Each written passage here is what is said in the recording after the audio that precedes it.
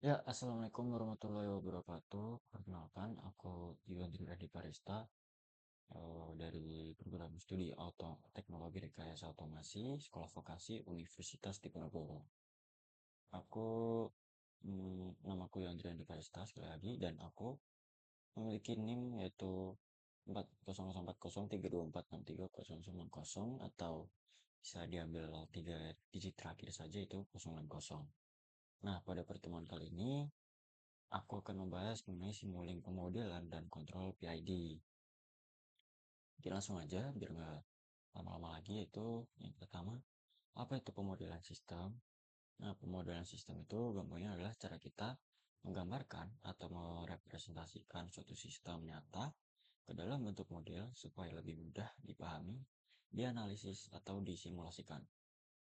Nah, tujuannya sendiri itu ada menyederhanakan kenyataan, atau bisa ya, pengertiannya sendiri yaitu sistem nyata biasanya rumit. Nah, itu kita bikin representasi yang lebih simpel. Untuk analisis dan prediksi, itu bisa dipakai untuk tahu gimana sistem akan bereaksi kalau ada perubahan. Kemudian ada desain dan optimasi, yaitu membantu kita dalam merancang sistem baru atau memperbaiki sistem yang ada. Kemudian ada simulasi, ini yang paling penting, itu kita bisa uji coba di komputer dulu tanpa harus langsung ke dunia nyata, atau kalau misal simulasi itu kan berarti kita nggak perlu hardware ya, jadi kita bisa hemat biaya dan tentunya aman. Untuk model tank level, kita akan pertama itu membahas mengenai pemodelan tank level. Ini semacam tangki air yang dimana menggunakan rangkaian closed loop, dan ya kita akan mensimulasikannya di eh, MATLAB. Oke, langsung aja kita ada. Yang pertama itu ada range,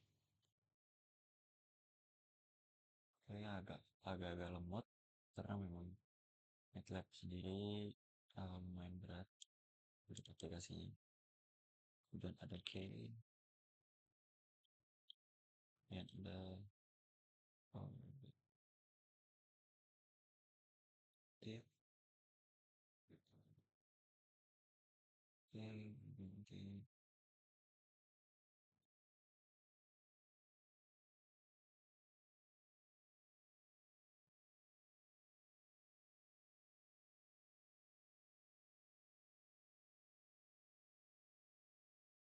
Baik dulu guys, sebentar, biar nggak ngelek, sebentar guys teman-teman. Oke, aman-aman udah. Kemudian kita lanjutin lagi, komponen-komponennya kita kumpulin dulu. Nah, ini kita rotate. Untuk rotate-nya sendiri, shortcut-nya kalian bisa klik Ctrl R untuk rotate sendiri. Kemudian ini untuk mengcopy, kita bisa klik komponen yang ingin kita copy, pencet Ctrl C, kemudian Ctrl V untuk paste. Kemudian kita rotate lagi. Oke, lalu kita wiring, kita sambung-sambungkan kabel.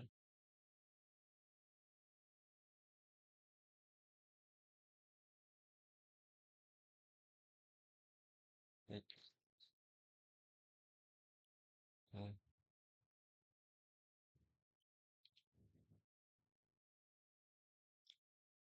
sabar. Oke, lalu kalau udah kayak gini kita ubah variabelnya. Ini cafe, kita buat variabel cafe dengan cara titik tiga, klik variabel, dan y, kemudian ini kita ubah plus minus. Oke, lalu ini juga kita ubah jadi r. Oke, jadi lihat, oke, ini kita buat menjadi seperti ini.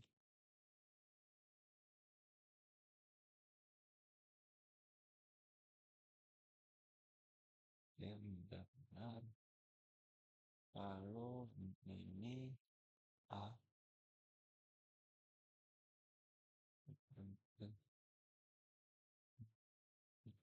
Baik. Nah, kalau udah seperti ini, kita coba run.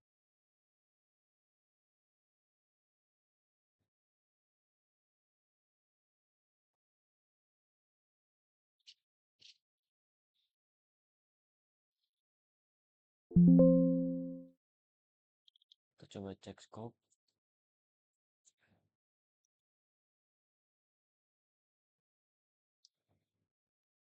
Oke, kita perbesar. Nah, untuk hasilnya sendiri, ini merupakan ketinggian air, level air pada waktu. Jadi awal-awal itu merupakan 0, ketinggiannya 0, kemudian ketika terisi air, ketinggian air menaik, sehingga mencapai titik puncak. Oke, mungkin untuk pemodelan eh, model time level cukup sekian. Kita lanjut ke model berikutnya. Oke, selanjutnya kita membahas mengenai model mass spring damper. Model mass spring damper sendiri itu adalah salah satu model mekanik paling sederhana dan banyak digunakan untuk menggambarkan dinamika getaran suatu sistem. Nah, model ini terdiri dari tiga komponen utama, yaitu massa, pegas, dan peredam atau damper itu sendiri. Massa mewakili benda yang dapat bergerak. Pegas memberikan gaya pemulih yang yang sebanding dengan perpindahan benda dari posisi setimbang. Kemudian sedangkan damper sendiri itu memberikan gaya redaman yang sebanding dengan kecepatan gerak. Ini sebenarnya itu terdapat rumus ya, ini merupakan rumus. Oke, kemudian dengan menggunakan hukum Newton 2, persamaan gerak sistem ini dapat dituliskan sebagai ini ada rumusnya, cuman kalau disalin jadi teks itu memang kelihatannya agak bingung gitu ya, agak error sedikit. Di mana gaya luar itu bla bla bla bla bekerja pada massa. Ini juga merupakan rumus, cuman error juga ketika di copy paste. Mungkin singkatnya itu ya ini salah satu model mekanik paling sederhana dan banyak digunakan untuk menggambarkan dinamika getaran suatu sistem. Kita lanjut ke rangkaiannya. Rangkaiannya tuh kayak gini, yang bawah ini mungkin tanpa lama-lama lagi biar cepet juga langsung rangkai aja. Kita ini sini tadi.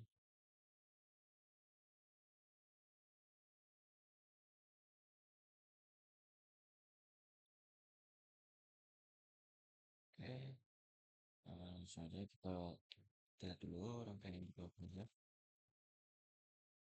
Dan step,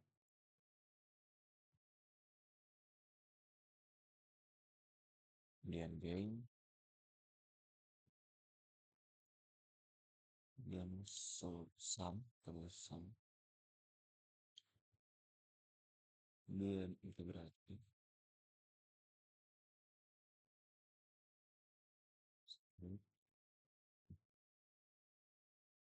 Oke, sama seperti tadi, kita tinggal copy paste aja. Oh ya, buat yang ini tuh di sini tuh sebentar. Di sini ada tiga input ya, jadi cara mengubahnya itu kita klik, lalu kita tambahin aja inputnya minus, kemudian minus lagi. Karena di sini minusnya ada dua, yang diminta minusnya ada dua, jadi kita tambahin minus satu lagi.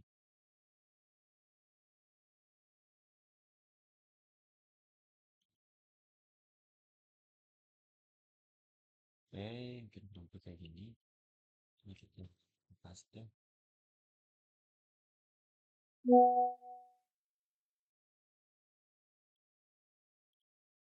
Oke, kemudian kita copy paste lagi kayaknya kita butuh tiga lagi. Klik ke control rotate, kemudian ini juga control R, sorry. Kemudian kita wiring,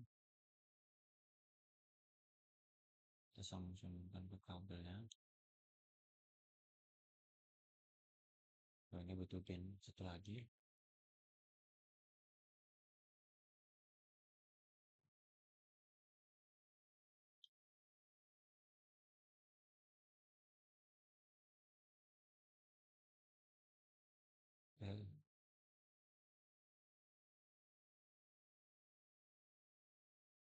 Oke, kalau udah kayak gini kita ganti variabelnya. Di sini tuh 40.000.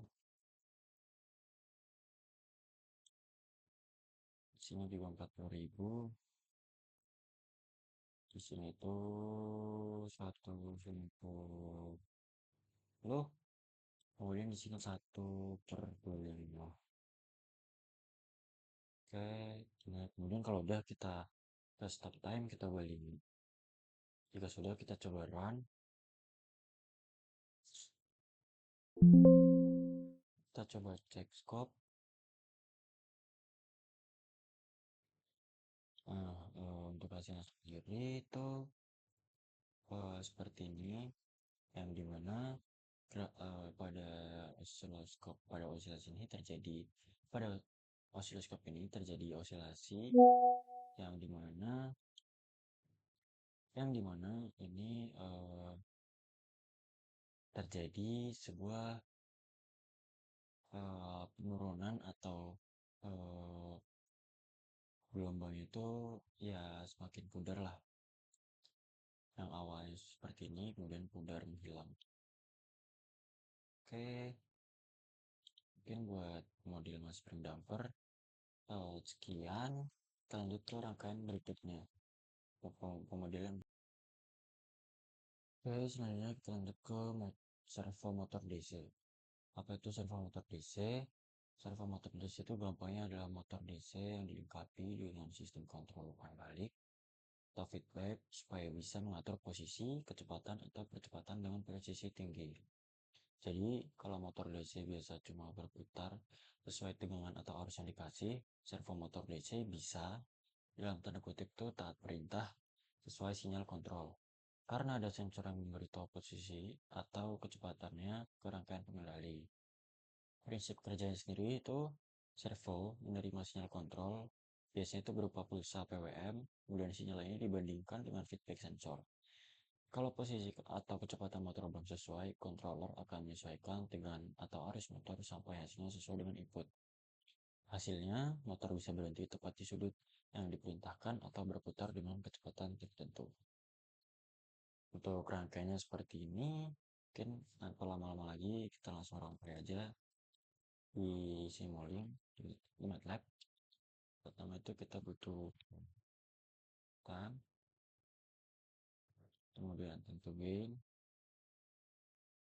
sum, scope, kemudian integrator.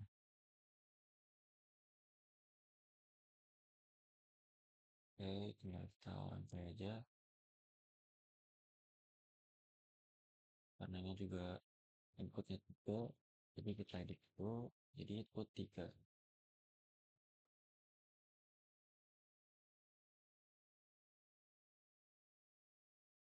Oke,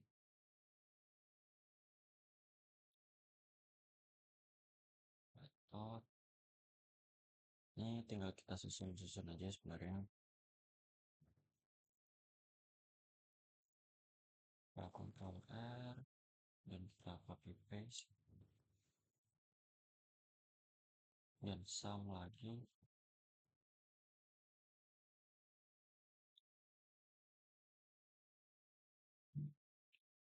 Oke, masukin lagi, Ctrl R, integrator.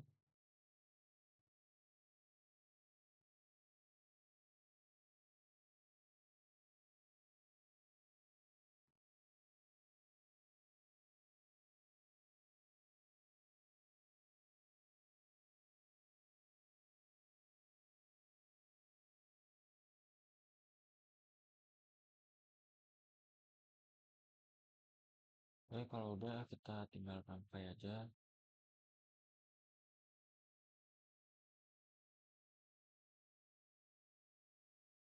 Tinggal sambung-sambungkan.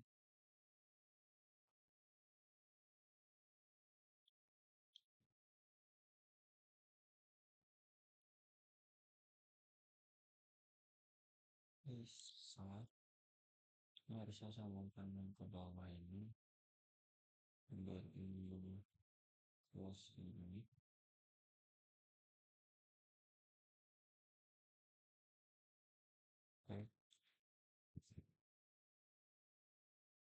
senyum,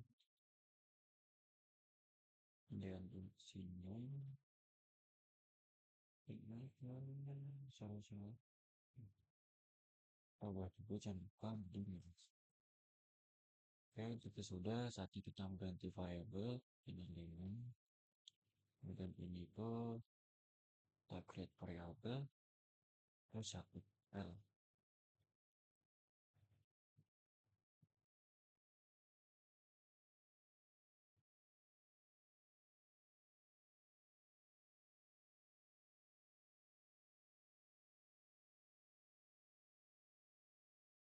Oke,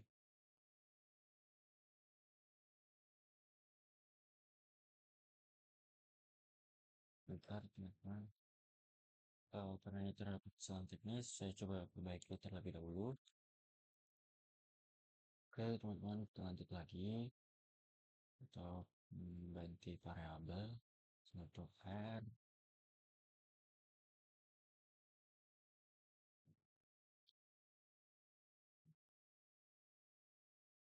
Oke,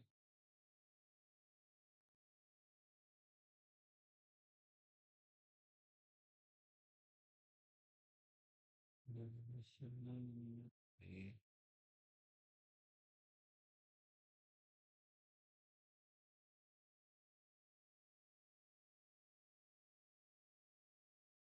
di sini KB.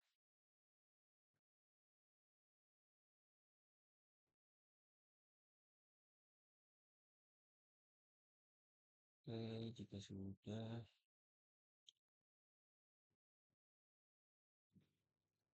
kita coba run.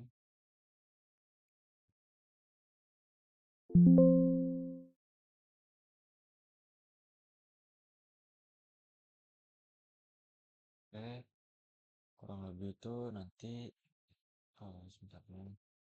Coba kita coba buat 10 step ini. Nah, di sini lebih terlihat. Ini merupakan grafik dari kecepatan motor.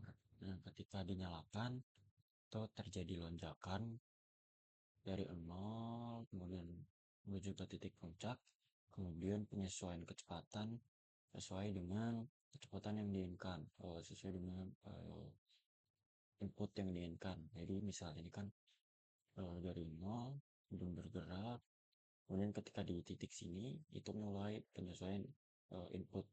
Di sini terjadi sebuah feedback yang dimana terjadi uh, penurunan sedikit, kemudian stagnan atau konstan, kecepatannya konstan. Oke, mungkin untuk motor servo DC cukup segini. Kita lanjut ke pemodelan berikutnya. Baik teman-teman, kita lanjut ke berikutnya yaitu PID. Apa sih itu PID? PID adalah singkatan dari proporsional integral derivatif, yaitu metode kontrol otomatis yang paling populer dan sering dipakai di dunia teknik. PID sendiri dipakai buat ngatur suatu sistem supaya outputnya itu ngikutin set point atau nilai input atau nilai yang diinginkan. Nah, dengan cara memperhitungkan error atau selisih antara set point dan output aktual. Yang pertama itu proporsional, itu responnya sebanding langsung sama error. Kalau error besar, maka sinyal kontrol juga besar. Kemudian integral, mengakumulasi error dari waktu ke waktu. Fungsinya untuk menghilangkan error sisa yang tidak bisa diselesaikan oleh proporsional. Kemudian ketiga itu derivatif. Responnya itu terhadap laju perubahan error. Nah, fungsinya sendiri buat meredam osilasi dan bikin sistem lebih stabil. Nah, untuk rangkaiannya itu kurang lebih seperti ini. Oke, kita langsung saja buat. Nah, buat ini sendiri itu merupakan subsystem. Yang dimana ini subsystem dari awal tadi yaitu model 10 level. Tinggal kita lock, klik kanan, kemudian create subsystem. Jika sudah akan seperti ini. Nah, kemudian terangkai, lalu itu konstan. Kemudian sum, kemudian PID, controller,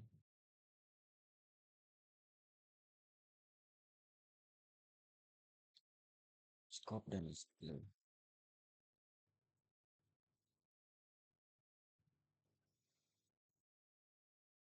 Oke, kita rangkai saja langsung.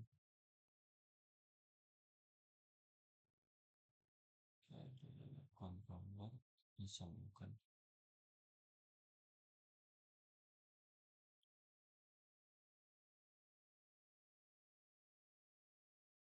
Oke, ini kita sambungkan ke sini.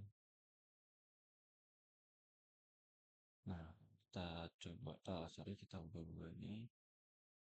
Pastikan PID paralel 110 sudah benar semua. Konfigurasinya pastikan dicek lagi. Jika sudah, kita coba update run.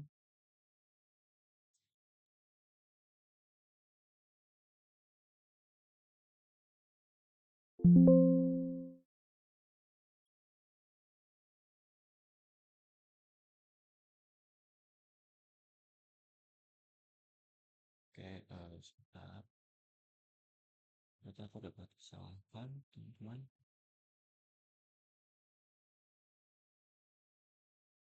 Hmm,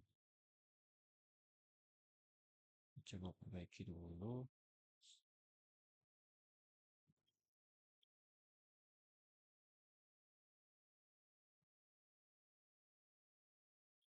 Coba kita cek lagi.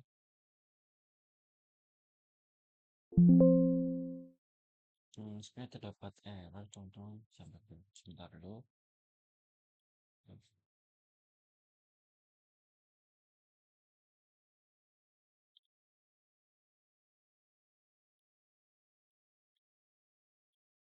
Oke, coba saya perbaiki dulu ya, teman-teman. Sebentar. Oke, teman-teman. Ternyata saya lupa mengubah ini. Ternyata tinggal diubah aja samanya. Tadi saya lupa setelah dicek satu-satu.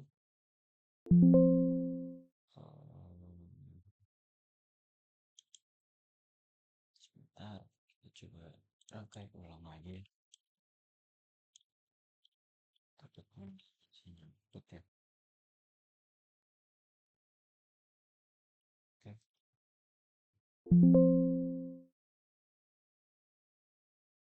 Sebentar. Oke, teman-teman, di sini saya sudah coba untuk memperbaiki kesalahan dan coba sekarang kita run. Apakah sudah sesuai, teman-teman? Untuk outputnya sendiri 0,3 dan isi 0,3 kita sesuai dengan teleskop. Dan di scope ini bisa kita lihat bahwa grafiknya itu terjadi kenaikan sama seperti sebelumnya, namun di sini lebih stabil ya, bisa dilihat ya, lebih seperti itu ya, lebih stabil sih intinya. Mungkin untuk pemodelan jadi cukup, kita lanjut ke pemodelan berikutnya. Oke, teman-teman, kemudian kita lanjut ke pemodelan berikutnya, yaitu quarter car model atau suspensi. Quarter car model adalah pemodelan sistem suspensi mobil yang disederhanakan dengan cara hanya mengambil 1/4 bagian mobil, lalu satu roda plus suspensi plus bagian massa bodi di atasnya. Tujuannya adalah agar analisis lebih gampang, tetapi masih cukup mewakili perilaku suspensi mobil aslinya. Untuk fungsi quarter car model sendiri adalah untuk kenyamanan, yaitu gimana suspensi meredam getaran ke bodi mobil, kemudian kestabilan, gimana roda tetap nempel ke jalan, nggak loncat-loncat. Kemudian ada optimasi desain suspensi untuk mencari nilai pegas dan damper terbaik agar nyaman tapi tetap stabil. Untuk pemodelan rangkainya itu seperti ini kurang lebih. Mungkin biar nggak lama-lama lagi, langsung aja kita rangkai.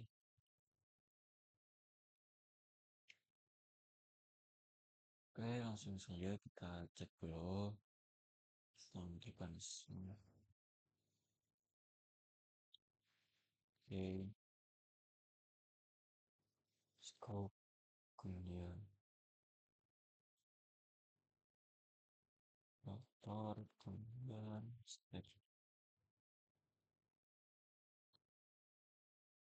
Oke, kita coba rangkai dulu.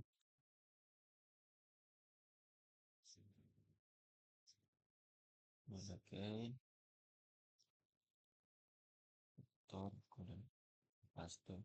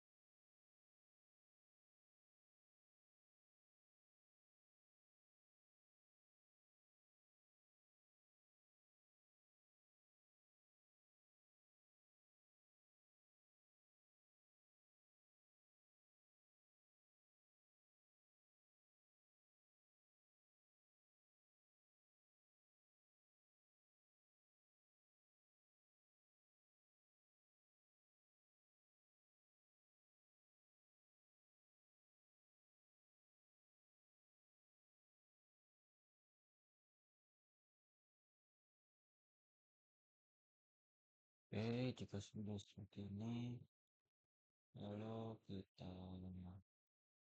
ubah untuk variabelnya sendiri.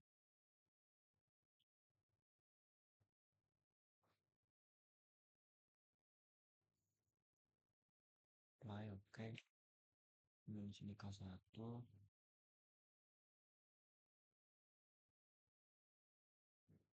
belum K2.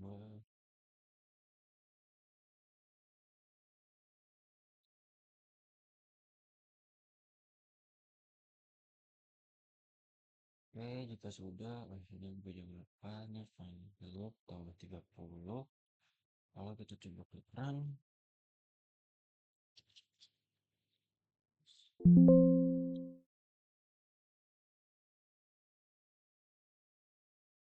coba buka scope.